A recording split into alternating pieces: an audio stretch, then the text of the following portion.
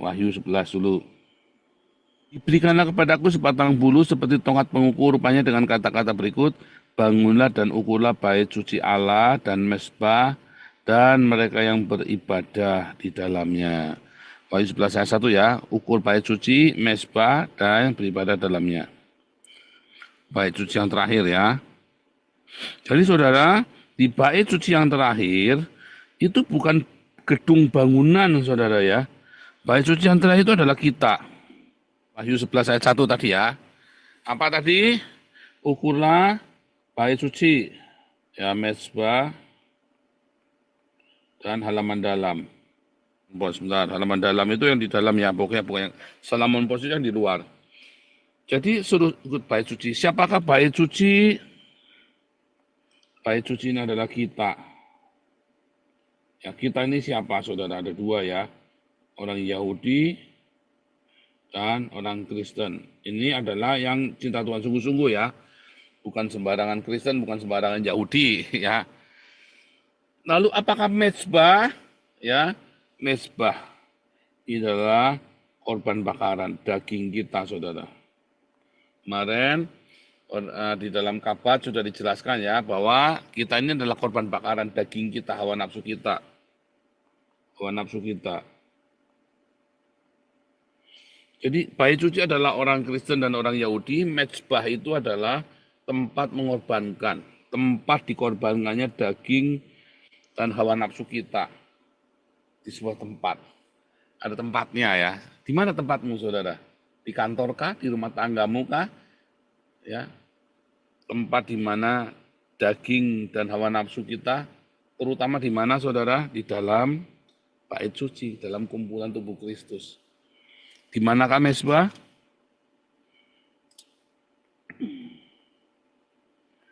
Tubuh Kristus.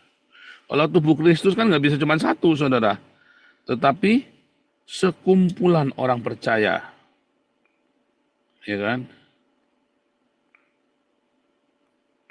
Lalu ada mezbah. Ya, tempat daging dan hawa nafsu disembelih. Di mana saudara? Di mezbah. Mezbahnya ada di mana? Di bait suci. Kamu tidak mungkin hidup sendirian, lalu kamu berkata, dagingku disembelih Pak. Bohong. Datang kamu hidupnya sendirian kok. Kalau kamu punya istri, punya anak, punya suami, kamu punya komunitas, mungkin kamu tidak punya suami, tapi kamu tidak punya istri, tapi punya komunitas. Yaitu nih komunitas Hagios, kayak kita ini. Maka di tempat itulah daging dan hawa nafsu kita disembelih. Di komunitas inilah kamu diproses. Daging dan hawa nafsumu itu disembelih. Jadi di dalam komunitas, saudara, di dalam keluarga, daging dan hawa nafsu kita disembelih. Kalau kamu menyendiri tidak bisa. Makanya kalau lagi gesekan jangan pergi. Di sini bertahan. Karena inilah saatnya daging dan hawa nafsumu disembelih. Ya, jangan tersinggung. Ya tersinggung nggak apa-apa, tapi jangan keluar, bertahan di sini. Itulah yang namanya bait suci dan mezbah. Itulah bait suci dan mezbah beneran ya. Lalu ya disuruh diukur di halaman dalam. Kemarin sudah dijelaskan halaman dalam. Ya, isinya apa saudara? Mezbah dan baptisan. Artinya adalah semua orang percaya yang sudah ada mezbah dan baptisan. Tadi malam ya sudah diterangkan ya, tadi malam, tadi pagi, doa pagi. Ya bahwa jangan berbahagia karena setan-setan tunduk padamu, tapi bersukacitalah karena namamu tertulis di surga, di dalam buku hadir, di dalam buku termasuk yang diundang dalam pesta pernikahan. Jadi kalau kamu bisa ngusir setan, nyembuhkan orang sakit, jangan bangga. Pastikan namamu ada di surga. Caranya gimana supaya memastikan nama kita ada di surga? Ya, Anda harus menghutangi Tuhan. Karena ketika kamu mengutangi Tuhan, kamu pasti dicatat namamu di sorga. Ya kan? Makanya kamu harus mengutangi Tuhan. Sama, saudara. Nah, bait suci dengan mezbah ini adalah cerita ya bahwa kita dalam komunitas, daging kita disembelih. Mezbah itu letaknya ada di halaman, ya yang diukur, yang termasuk di dalam yang diperhitungkan. Nah, di dalam mezbah itu ada diakonia, ada marturia, fellowship koinonia, ya. Jadi ada koinonia, ya kan? Bait suci kan? Kalau di mall itu bagi orang kumpul-kumpul bukan bait suci, nggak ada koinonia.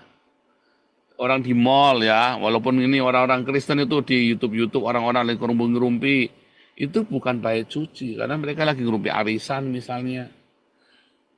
Lalu di situ selalu ada diakonia. Karena di semua kegerakan Kristen selalu ada diakonia. Kalau tidak ada diakonia, mau Toronto Blessing, Pensacola, saudara amatin, itu ada nggak diakonia di situ? Kalau nggak ada itu hanya sandiwara saja, saudara. Serius, saudara ya. Semua revival, dari mulai zamannya Martin Luther, dari mulai zamannya para rasul, Martin Luther, ya sampai zamannya kebangkitan evangelikal, ya dan dengan hari ini semua kebangunan rohani selalu disertai diakonia. Kalau dia tidak berdiakonia itu hanya sandiwara saja, bisnis gereja. Anda lihat Pensacola, Toronto Blessing semua ada pada berhenti. Karena apa? Karena nggak ada diakonia di sana. Kamu lihat bangunan rohani zamannya Jonathan Edward, Charles Finney. Itu orang-orang Kristen ramai-ramai berbondong-bondong kasih makan dunia tuh. Dan selalu ada marturia. Diakonia kan uangmu bersaksi, saudara kan? Sedekahmu kan? Kalau ini karaktermu, saudara. Ya, kalau diakonia itu adalah sedekahnya, maka marturia ini adalah karakternya. Karena perbuatanmu berbicara lebih keras daripada perkataanmu. Tetapi tetap harus kamu sampaikan. Makanya 3 hal ini, koinonia, diakonia, dan marturia, tidak boleh kamu tinggalkan. Jangan tinggalkan perhimpunan, Ibrani 11. Ya kan? Ibrani 10, ayat 25. Ya, di perhimpunan itu kamu belajar. Ya, ya kan, episinagoge, kamu belajar di dalam koinonia itu. Lalu kamu ada selalu buahnya, bukan buah sakar sama buah dada, ya buahnya itu diakonia, yaitu sedekahmu, ya dan marturia, karaktermu. Bolak-balik, Anda mau dibawa kemana khotbahnya selalu ke sana. Kalau nggak ke sana salah, saudara. Tapi kecualikan pelataran bait suci yang di sebelah luar. Janganlah engkau mengukurnya, karena ia telah diberikan kepada bangsa-bangsa lain, dan mereka akan menginjak-injak kota suci 42 bulan lamanya. Yang di luar ndak usah dihitung. Ya, ya. Halaman bagian dalam isinya mesbah bakaran dan kolam pembaptisan. Ya. Nah, ini saudara. Halaman bagian luar itu yang ini.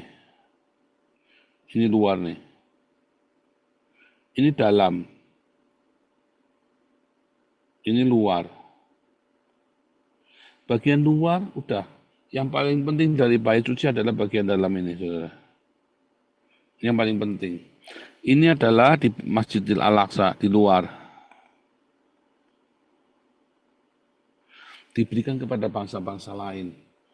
Ya, pada Islam dan injak-injak. Tetapi tidak pernah mereka bisa masuk di dalam. Kenapa di bagian luar? Karena orang itu adalah bagian luar hidupmu, saudara. Ya, orang-orang boleh lalu lalang, orang-orang Islam, orang ateis, segala macam ada di sekitarmu. Tetapi kamu, kita, ya orang percaya, harus lahir baru, ya, dan di dalam kita diajar terus koinonia, terus metanoia, ada perubahan ada cara berpikir. Terus kamu mulai berdiakonia, bersedekah, dan bermarturia memberitakan Injil dengan mulutmu dan perbuatanmu. Mulutmu dan perbuatanmu itu penting. Nah, bagian luar yang lain itu hanya aksesoris. Nggak perlu diributin. Ya, Masjidil Al-Aqsa boleh nempel di bagian luar. Ya, kan injak-injak bangsa lain ya, Masjidil Al-Aqsa itu kan. Ya kan?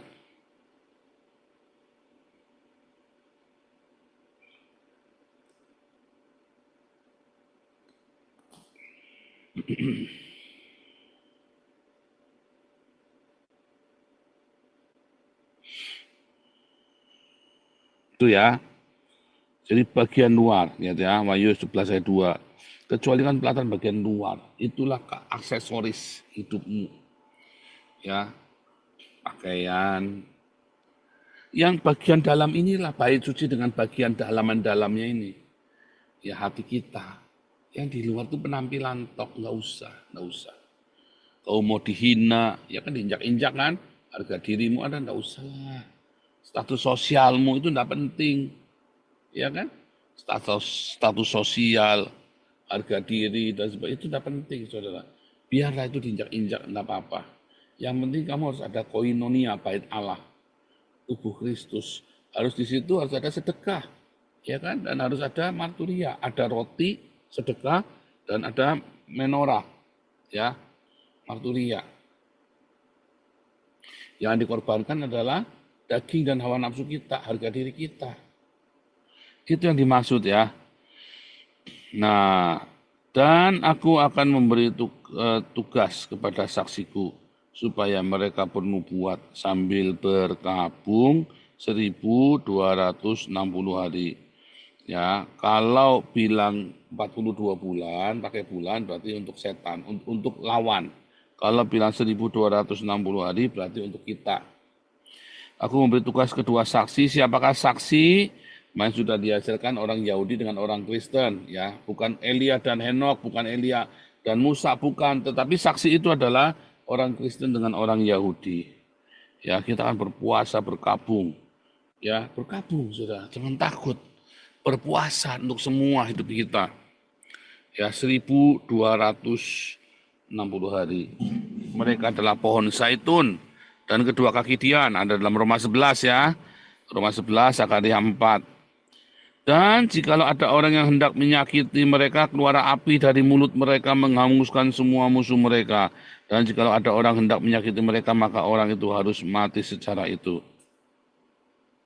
Oke, senjata makan tuan. Orang-orang Kristen dan orang-orang Yahudi ini adalah dua saksi Allah, saudara ya. Dua saksi Allah adalah orang Yahudi dan orang Kristen. Ya, ini kan pohon zaitun. Ada di dalam Roma 11 dan Zakaria 4 ya. Nanti baca lengkap ya. Dua saksi Allah itu pohon zaitun. Ya, Yahudi dengan orang Kristen yang sungguh-sungguh percaya. Ya. Lalu orang-orang ini akan bernubuat. Dua, menurunkan api dari langit. Menurunkan api. Jangan bernubuat dan menurunkan api dari langit. Artinya api itu bisa benar-benar punya persenjataan yang canggih, tetapi juga bisa metafora, kata api. Tetapi dua-duanya akan digenapi. Yesus itu kalau ada yang ambivalen, selalu digenapi dua-duanya. Misalnya nih, Kristus anak Daud. Yusufnya kan bukan, Yusuf dengan Yesus kan tidak ada hubungan darah. Makanya dari Maria. Ya, yang sama-sama anak Daud. Ya kan, dua saksi.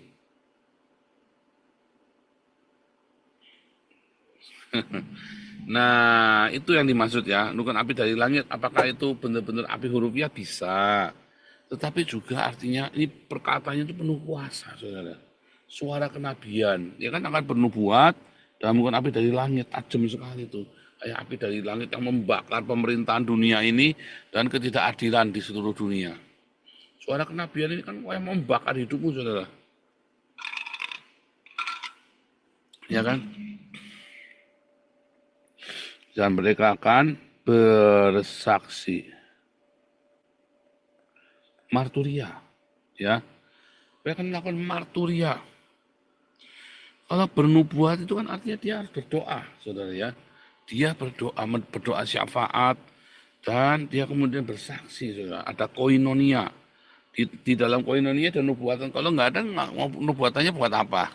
Ya kan? Bersaksi tadi dengan perkataan dan perbuatan. Ingat-ingat ya, saudara ya.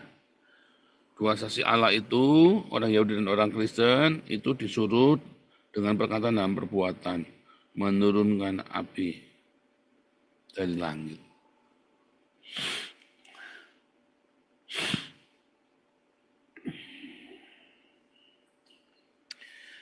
Ya, aku memberikan kedua saksiku, mereka bernubuat sambil berkabung, ya.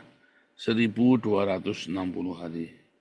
Mereka adalah kedua pohon zaitun dan kedua kaki Tian yang berdiri di hadapan Tuhan semesta alam. Dan jikalau ada orang yang hendak menyakiti mereka, keluar api dari mulut mereka dan menghanguskan semua musuh mereka. Itu benar-benar ya keluar ya api dari mulut mereka. Api semua ya ceritanya ya penghukuman. Api dari langit, api dari mulutnya mereka untuk menghanguskan semua musuh-musuh mereka, saudara. Musuh mereka siapa, saudara? Islam ya, saudara ya. Musuh melawan ideologi Islam.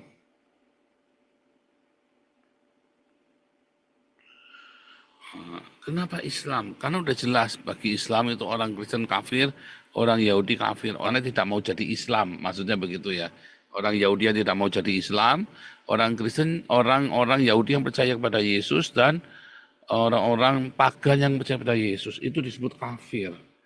Ya, telah kafirlah orang yang menyebut ya, bahwa Al-Masih adalah putra apa? Allah putra Maryam. Al-Masih anak Maryam adalah Allah. Kafir, saudara ya. Musuh Islam. Siapakah musuh? Islam. Memang itu kenyataannya musuh Islam itu. Jikalau ada orang yang hendak menyakiti mereka, maka orang itu harus mati secara itu. Itu namanya senjata makan tuan, saudara ya. Senjata makan tuan. Mereka mempunyai kuasa menutup langit dan supaya jangan turun hujan selama mereka bernubuat, dan mereka mempunyai kuasa atas segala air untuk mengubahnya menjadi darah dan untuk memukul bumi dengan segala jenis malapetaka setiap kali mereka mengendakinya. Ini orang sakti sekali, saudara ya. Bisa juga mereka punya sains ya. Mereka yang menguasai sains. Hacker misalnya. Loh, bisa saudara orang ya mereka ini adalah hacker-hacker ya yang dibangkitkan kembali, mereka tahu menguasai semuanya. Sehingga mereka apa, saudara? Punya kuasa atas segala air ya dan punya kuasa menutup langit, bisa mengubah alam semesta ya, bisa mengubah kejadian-kejadian alam. Dan apabila mereka telah menyelesaikan kesaksian mereka harus selesai ya. Jadi bagaimana cara mempercepat kedatangan Tuhan? Di ayat berapa tadi? Ayat 11, ayat yang ke-7 ya.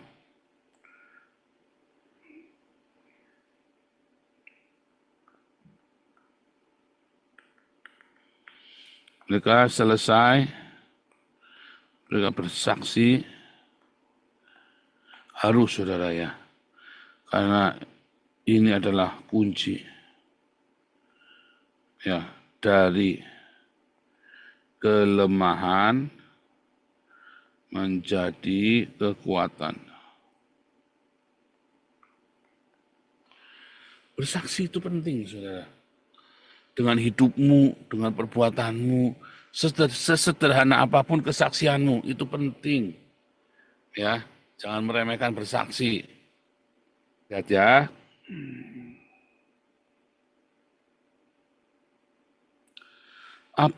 Bila mereka telah menyelesaikan kesaksian mereka, maka binatang yang muncul dari jurang maut akan memerangi mereka dan mengalahkan serta membunuh mereka. Bersaksi ini adalah dua saksi Allah ya. Dia punya cinta yang melimpah, yang Anda nggak punya kalau Anda tidak punya cinta yang melimpah. Jadi harus benar-benar lepaskan cinta itu. Ya, sehingga cinta itu bisa berkuasa, saudara ya. Terjadi maka terjadilah. Di dalam cinta yang luar biasa itu lahirlah iman sehingga dia berkuasa ngomongnya. Itulah dua saksi Allah yang akan berperang melawan orang-orang Islam ini. Ya.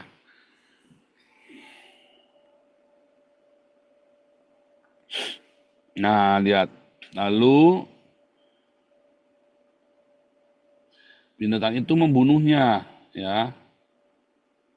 Memerangi ada binatang lain yang muncul dari jurang maut, ya, itulah Apolion, Abaddon, ya. Memerangi mereka dan mengalahkan serta membunuh mereka, dapat kawat mereka akan berteriak, mereka akan dan mayat, ya, dan mayat mereka akan terletak di jalan raya kota besar yang secara rohani disebut Sodom dan Mesir, di mana juga Tuhan mereka disalibkan. Ya, jadi mayat dua saksi Allah ini akan dibunuh, dikejar-kejar oleh antikristus lalu dibunuh, ya. Dan mayat mereka akan terletak di atas jalan raya kota besar yang secara rohani disebut Sodom dan Mesir, yaitu tempat hedonisme dan perbudakan, di mana juga mereka disalibkan. Orang-orang dari segala bangsa, tuh kan, ya Wahyu 11 ayat 9. Orang-orang dari segala bangsa, suku, kaum, dan bahasa melihat mayat mereka tiba 3,5 hari lamanya, dan orang-orang itu tidak membolehkan mayat mereka dikuburkan.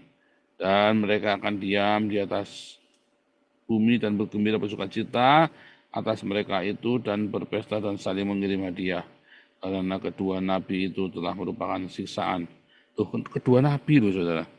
Siksaan bagi semua orang yang diam di atas bumi. Jadi dua saksi Allah ini ada nabi-nabi ya yang bernubuat. Memang dia punya karunia kenabian. Makanya nggak heran punya kuasa saudara. Jangankan untuk ini ya, dia punya kuasa pokoknya ya. 3,5 hari kemudian masuklah roh kehidupan. 3,5 hari. 3,5 hari itu yang dimaksud adalah 3,5 masa. Ya, kemudian masuklah roh kehidupan dia dari Allah kepada mereka sehingga mereka bangkit dan semua orang yang melihat mereka menjadi sangat takut dan orang-orang itu mendengar suatu suara nyaring dari surga berkata kepada mereka, naiklah kemari, lalu naiklah mereka ke langit diseluruhi awan disaksikan oleh musuh-musuh mereka. Inilah yang dimaksud rapture itu, saudara ya, atau rapiermus, atau tidak ada rapture, atau adanya adalah menjalani seperti biasa. Mereka adalah dissolve. Tiba-tiba mereka serubah dalam tubuh kemuliaan. Nah, pada saat itu terjadilah. Jadi belum terjadi ya.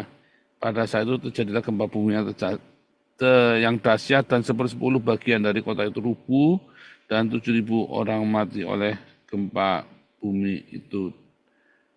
Dan orang-orang lain sangat ketakutan lalu memuliakan Allah di surga. Celaka yang kedua sudah lewat, lihatlah celaka yang ketiga segera menyusul. Saudara, ini adalah kebangkitan orang mati. Ya, adalah kebangkitan orang mati sebentar. Nanti saya kenakan. Syaratnya apa, saudara? Syaratnya dia benar-benar harus tidak mengikuti posesifnya, kemilikan. Ya tadi sudah disebutkannya, kemilikan, dia nggak punya kemilikan. Dia belajar ikhlas. Nah, kalau hari ini Anda lagi ketipu atau belajar ikhlas, jangan kemilikan. Kalau Anda lagi jatuh, belajar ikhlas lalu bangun lagi. Lah kamu nggak mau ikhlas kok kamu udah bangun-bangun masih ya kemarin uang saya ada 10 miliar di bank nih lah harusnya mau Anda nggak move on, Anda harus cepat saudara ya. Anda harus cepat. Kalau Anda tidak cepat dipulihkan makin lama kelamaan kere kamu susah saudara. Hati-hati ya. Nah, sangkakala yang ketujuh, ini bukan sebuah, ini ya, atas bawah bukan sebuah, oh ini kan sangkakalanya ketujuh baru dibunyikan. Ya, itu ketika sangkakala ketujuh dibunyikan, maka kedua saksi Allah itu dibangkitkan, saudara, yang sudah mati. Ya,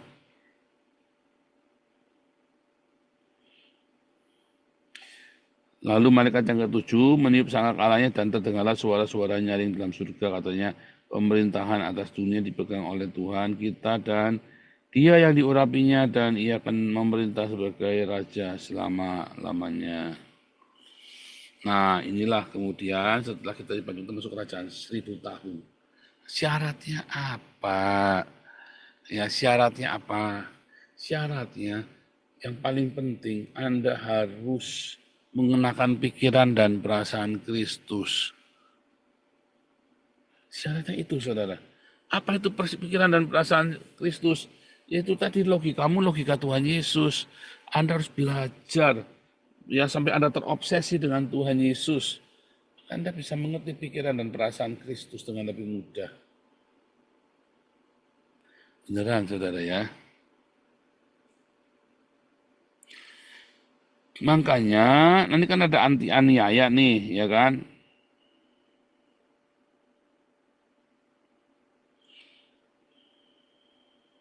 Ada aniaya ya saudara ya. Kita harus lari saudara ya. Lari. Jangan takut kok orang Kristen lari. Oh bukan saudara, Anda pakai hikmat lari. Ya, tetap sambil memberitakan cinta kasih itu, saling menguatkan satu sama lain sambil nunggu sangkakala terakhir. Itu harus Anda lakukan, jaga hidupmu di dalam kekudusan supaya kamu jangan sampai kecelek. Nanti sangkakala terakhir dibunyikan, kamu ndak ikut, ndak dirubahkan. Nangis kamu nanti, saudara. Jangan merasa dirinya lebih rohani dari yang lain. Tapi tetaplah apa saudara setia. Jaga hidupmu di dalam kekudusan, karena segala yang najis itu, ya ketika air bah, berhenti hujan, air bah masih hanyut ya, masih terampung-ampung di atas permukaan laut atau samudera atau danau atau sungai, maka anak-anaknya Nuh semuanya, mereka semua bisa menghormati orang tuanya kecuali Ham, ya kan? Anaknya 3, yang sepertiga, ya kan? Satu ke bumi kan, selalu ya rumusnya ya sepertiga. Nah itulah saudara, jaga hidupmu di dalam kekudusan, jaga hidupmu di dalam kebenaran. Nah, bentar. Ya, Clevanso, jaga hidupmu dalam kekudusan. Jadi jangan cuma berdiakonia saja, karena kalau kamu tidak jaga kekudusan, ya kan kamu hanya berdiakonia. Yang penting saya ini Pak, saya kawin cerai, saya tak najis, tidak apa-apa. Yang penting saya diakonia kok Pak. Oh, tidak bisa, saudara, tidak bisa. Karena tanganmu, hatimu harus bersih. Ketika kamu datang kepada Yesus, maka dibersihkan. Tetapi itu harus setiap hari dibersihkan dengan pembacaan firman Tuhan. Dan kamu mendengar ya firman Tuhan itu diberita dilakukan. Dilakukan itu penting. Sebab kalau kamu tidak siap sedia, ya seberapapun yang kamu miliki, dulu udah pernah belajar, bentar ya. Ya, ini kan sangkakala ke-7 ya. Kita lihat di dalam Matius 25. Terakhir ya. Terakhir nih Matius 25. Ada gadis yang bijaksana dan gadis yang bodoh. Ya. Pada waktu itu hal kerajaan surga seumpama 10 gadis yang mengambil pelitanya dan pergi menyongsong mempelai laki-laki. Ya, 5 diantaranya bodoh dan 5 bijaksana. Gadis-gadis yang bodoh itu membawa pelitanya tetapi tidak membawa minyak. Sedangkan gadis-gadis yang bijaksana itu membawa pelitanya dan juga minyak dalam buli-buli mereka. Tetapi karena mempelai itu lama, tidak datang-datang juga, mengantuklah mereka semua lalu tertidur. Ya, waktu tengah malam terdengarlah suara orang berseru, mempelai datang, songsonglah dia. Gadis-gadis itu pun bangun semuanya lalu membereskan pelita mereka. Gadis-gadis yang bodoh berkata kepada gadis yang bijaksana, berikanlah kami sedikit dari minyakmu, sebab pelita kami hampir paham. Tetapi jawab gadis-gadis yang bijaksana, tidak, nanti tidak cukup untuk kami dan untuk kamu. Lebih baik kamu pergi kepada penjual minyak dan beli, bayar harganya. Akan tetapi waktu mereka datang pergi untuk membelinya, datanglah mempelai itu dan mereka yang telah siap sedia masuk bersama dengan dia ke dalam ruangan kawin, lalu ruangan perjamuan kawin, lalu pintu ditutup. Kemudian datanglah gadis-gadis yang lain dan berkata, Tuhan, Tuhan, bukakanlah kami pintu. Tetapi ia menjawab, aku berkata kepadamu, sesungguhnya aku tidak mengenal engkau. Karena itu berjaga-jagalah sebab kamu tidak tahu akan hari maupun saat. Berjaga-jaga, apa itu berjaga-jaga? Kamu terus melakukan diakonia, saudara. Dan tadi ada mesbah. Karena ketika buah bonsai itu digeprek di mesbah itu, minyaknya itu keluar, saudara. Itulah minyak, ya. Dan itu harus Anda bayar harganya dengan harga dirimu. Jadi tadi pertama adalah kekudusan. Kedua, ya, kekudusan di-trigger oleh diakonia. Jadi supaya diakoniamu tuh jangan ngawur. Ya, mentang-mentang kamu ngasih, lalu kamu boleh tidurin anak orang, istri orang, segala macam. Nggak boleh, saudara. Ya, karena itulah ibadahnya kita. Kamu jaga setiap hari senantiasa untuk kamu jaga kekudusan. Jangan main-main dengan namanya kekudusan. Jangan ambil istri orang, jangan kamu selingkuh, saudara. Jangan seks sebelum menikah. Kamu jaga semua ya. Jangan main-main dengan hidupmu. Jaga kekudusan karena nanti doamu akan terhalang kalau kamu tidak hidup di dalam kekudusan. Sehingga kamu ketika menghadapi pencobaan nggak kuat. Tidak sanggup karena kamu tidak punya Roh Kudus di dalam yang mendrive kamu. Kalah terus, dikalahkan terus Roh Kudusnya oleh hawa nafsumu, saudara. Jadi jaga kekudusan. Ya, kemudian kamu harus membangkitkan cinta kasihmu di dalam diakonia. Ya, dan kemudian harus memberitakan supaya sebanyak mungkin orang bisa ikut. Sebanyak mungkin orang bisa ikut. Itulah caranya mempercepat kedatangan Tuhan. Nah, di Wahyu 11 ya. Mempercepat. Dan Tuhannya nggak datang-datang katanya. Tuhannya nggak datang-datang. Nah, kamu harus mempercepat kedatangan Tuhan. Kalau Anda nggak sanggup, dengan apa? Dengan memberitakan Injil. Itulah sebabnya saya buru-buru, saudara ya, terus ya. Itulah sebabnya saya buru-buru. Sebab nanti akan ada perang terakhir.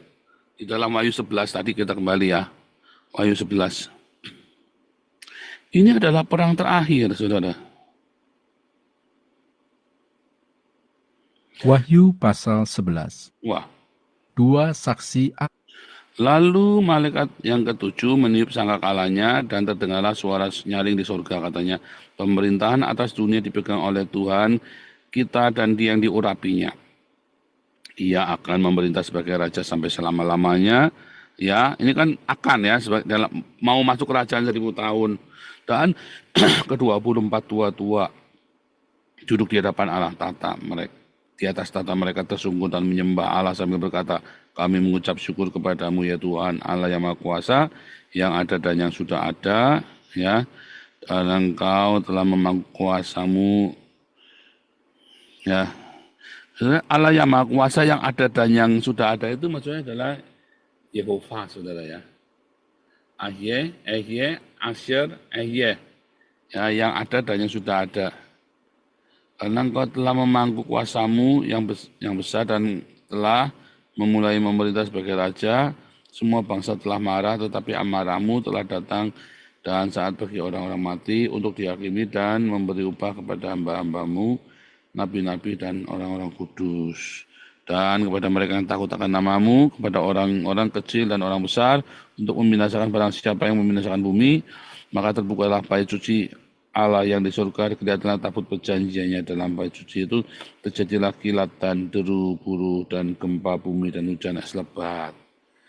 Nah, inilah mulai masuk, inilah perang terakhir melawan Islam. Siapa musuhnya Islam? Orang Yahudi dan orang Kristen. Jadi inilah perang terakhir di sangkakala ketujuh ini. Ya, di dalam antara sangkakala ketujuh, 6 dan 7 itulah perang terakhir. Kita semua menurunkan api dari langit dan segala macam, saudara ya. Dan itu adalah perang melawan Islam. Ya. Dan ketika kita memberitakan Injil dengan perbuatan kita, perkataan kita, maka kita akan mempercepat kedatangan Tuhan supaya masa antikristusnya jangan kelamaan. Ya, didoakan, saudara. Itu yang terjadi. Ya, apa yang kamu lakukan? Satu, jaga hidupmu dalam kekudusan, hati-hati dengan perzinahan, pencabulan, kemarahan yang tidak terkendali. Kedua, kamu mulai berdiakonia untuk men-trigger cinta kasih dalam hidupmu. Ya. Ketiga, kamu harus bermarturia. Selalu ya, koinonia, diakonia, marturia. Dengan cara-cara yang benar. Hati-hati, mungkin kamu berkoinonia tapi hatimu nggak tulus. Mungkin kamu berdiakonia tapi hatimu nggak tulus.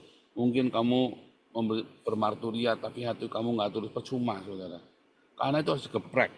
Nggak tahan nanti kamu ketika digeprek buah zaitun itu ya, sampai keluar minyaknya. Dan karena Tuhan tidak datang, mempelai tidak datang-datang. Kenapa? Karena kamu tidak bersaksi. Tidak memberitakan Injil. Makanya nggak datang-datang. Intinya begitu. Jadi kamu harus cepat segera ya. Karena perang melawan Islam ini sekarang lihat ya, seluruh dunia terjadi kemarahan tidak suka kepada Islam. Ya, tetapi itu nanti bisa berbalik kepada kita dalam 10-20 tahun lagi karena Islamnya sudah membangun jaringan. Itulah antikristus, saudara, yang nanti akan terjadi perang habis-habisan kita melawan mereka. Orang Israel melawan mereka, melawan Islam, dan kita melawan mereka. Sekarang mereka munafik, diam semua. Lagi lihat situasi bagaimana caranya kita, saudara. Tapi ingat, antikristus itu justru dari kita sendiri loh, dari orang Kristen. Tadi di awal saya sudah bilang ya, begitu nanti temanmu sudah di saudaramu, ibumu, papamu, anakmu sekalipun dari stempel, mereka akan siap-siap mengkhianati kita. Cepat tinggalkan, jangan buka rahasia